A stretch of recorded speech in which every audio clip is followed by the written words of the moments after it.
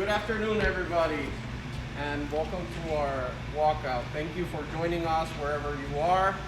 We're here, the faculty and staff at Chaminade-Madonna, that are gonna be joined by anyone at home that wants to make this moment of silence and prayer for justice, unity, and peace. We ask you that as we prepare for this moment, that you quiet yourself down. If you want to join, again, be ready to just walk out in a safe spot in front of your house or apartment. Remember, you don't have to go far. It's just make sure you're safe. It's to make a point and join us in this special moment of joining our community. We will be walking out in the front of Chaminade-Madonna to first. We'll do that moment of silence. If you want to join us by kneeling or just standing up, that is fine. After that, we'll do our Father together. You'll probably hear some words from some of the members here, and we'll end with a special prayer. So again, thank you so much for joining us, and thank you all for being here for our community and for our country. So we start this as we do with everything we do in the name of the Father, the Son, and the Holy Spirit. Amen.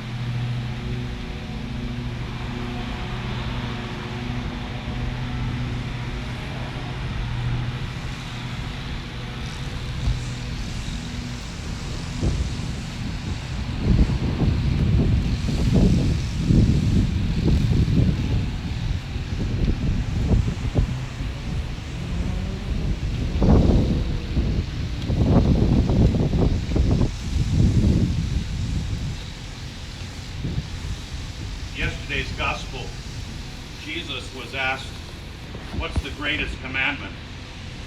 And he replied with the great tradition of his people, the Jewish people. He said, "Hear, O Israel, the Lord your God is one.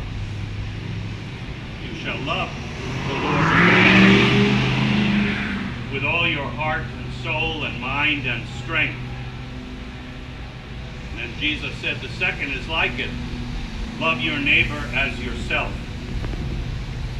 At the Mass, all of the brothers were teary-eyed hearing that in this day and age, what we're going through. Say, this is the greatest commandment. This is the number one. It is love. And Jesus constantly goes back to that. Love one another as I have loved you. O Lord, may they be one as you and I are one. And we pray that desperately. We put ourselves on the side of that. We committed ourselves to that.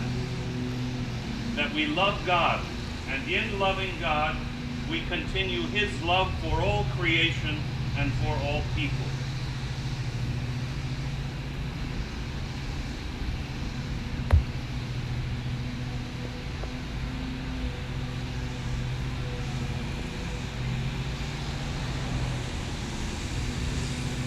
The Apostle John writes in his first letter,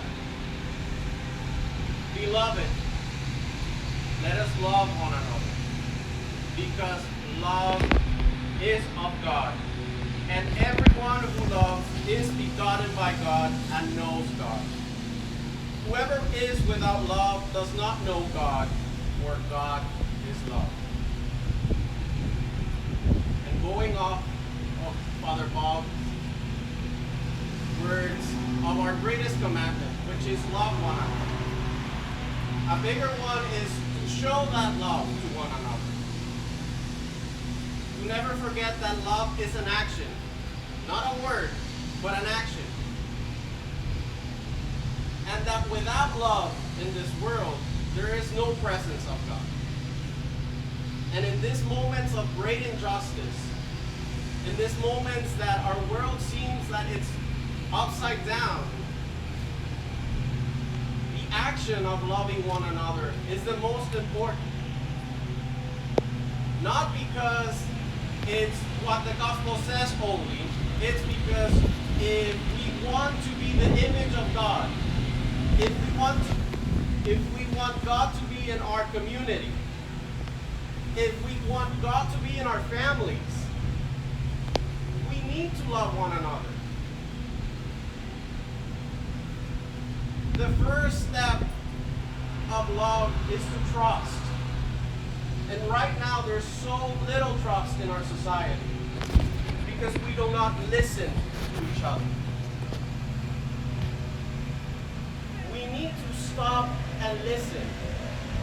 If a body is in pain, no matter if it's an arm or a leg, the entire body feels that pain. And if we, as a community, are a body, we all are feeling this pain. And we have to be there for those who are feeling that pain. And we have to listen to one another. Only through communication, only through building community, only through loving each other, is that we will be able to again see the face of God in one another. Not to see others as less than human, but all as part of one race, the human race. And until all of us live under the same and equal rights, we will not be able to fully see the kingdom of God, to fully see God in our community, God in ourselves, God in our neighbors.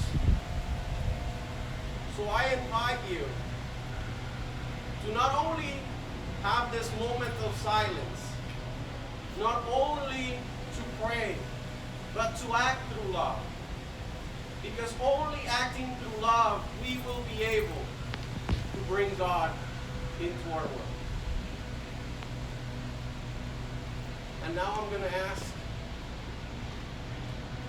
everybody to join us as some people here are going to be leading us in the Marinist prayer to end racism.